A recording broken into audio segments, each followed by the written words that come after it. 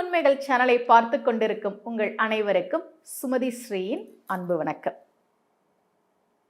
இந்த பகுதியில் நாம் நிறைய பரிகார முறைகள், பரிகார தலங்கள், ஆன்மீக சந்தேகங்கள், ஆன்மீக கேள்வி பதில்கள், என்னென்ன பிரச்சனைக்கு என்னென்ன மாதிரி வழிபாடுகள் பண்ணணும் அப்படின்றதெல்லாம் தொடர்ந்து பார்த்துக்கிட்டு இருக்கோம். இன்னைக்கு அதே மாதிரி ஒரு பரிகார தலம் பற்றி தான் உங்களுக்கு சொல்ல போகிறேன்.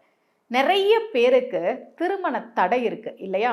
என்கிட்ட ஜாதகம் பார்க்க வர்றவங்கள்லையே நிறைய பேர் 37 வயசாயிருச்சுமா, 40 வயசாயிருச்சுமா, ஏதாவது வரன் அமையுமா, உங்ககிட்ட ஏதாவது வரன் இருக்கா, உங்ககிட்ட வந்த ஜாதகத்தில், இந்த மாதிரி நிறைய பேர் கேட்டிருக்கிறாங்க. இப்போ திருமண தடைக்கு என்ன கிரகம் காரணம் அப்படின்றத நம்ம பார்க்கணும். அதெல்லாம் நான் உங்களுக்கு நிறையவே சொல்லியிருக்கேன்.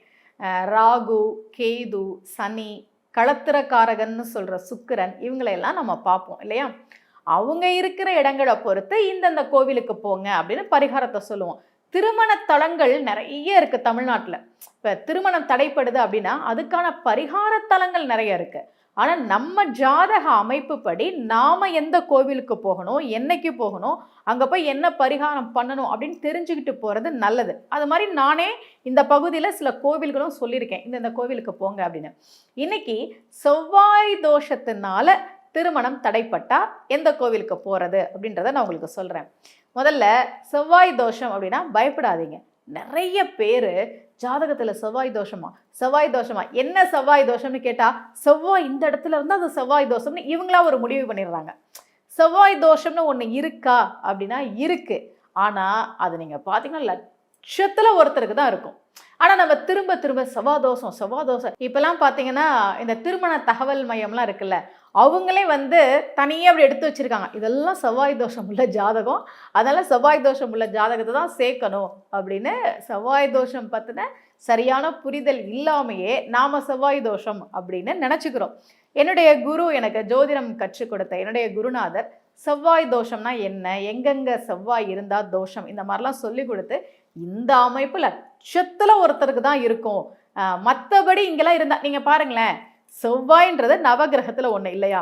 அப்போ ஜாதகத்தில் எப்படி பார்த்தாலும் ஏதோ ஒரு இடத்துல செவ்வாய் இருக்க தான் செய்யும். அதை நாம் நினச்சோம், ஐயோ இங்கே இருந்தால் தோஷம், ஐயோ அங்கே இருந்தால் தோஷம் அப்படிலாம் பயந்துக்க தேவையே இல்லை. அதனால் உங்கள் ஜாதகத்தில் இருந்து செவ்வாய் தோஷம் இருக்குது அப்படின்னா நீங்கள் பயப்பட தேவையில்லை. ஆனால் அதே சமயம் செவ்வாயினால் யாருக்காவது திருமணம் தடைப்பட்டுக்கிட்டே இருந்தது அப்படின்னா நடக்குமானா நிச்சயமாக நடக்கும்.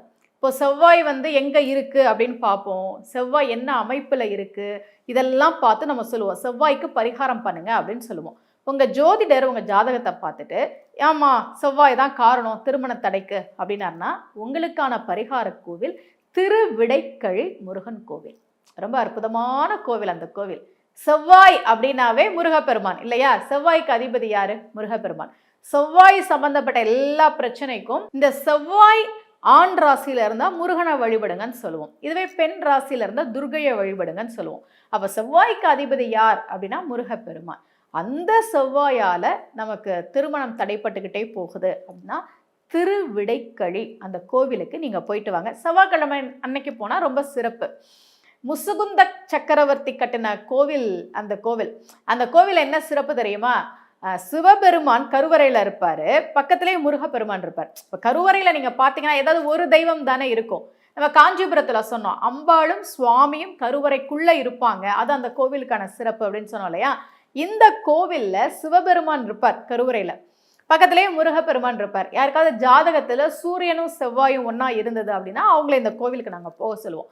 திருவிடைக்கழி, சூரியன் அப்படின்னா சிவன், செவ்வாய் அப்படின்னா முருகன், ரெண்டு பேருமே ஒன்றாக அருள்பாலிக்கிற தலம் இந்த தலம். அது மட்டும் இல்லை, தெய்வ யானை முருகப்பெருமானை கரம் பிடிக்க வேண்டும் என்று, முருகப்பெருமானை திருமணம் செய்ய வேண்டும் என்று தவம் இருந்த தலம் இந்த தலம் திருவிடைக்கழி.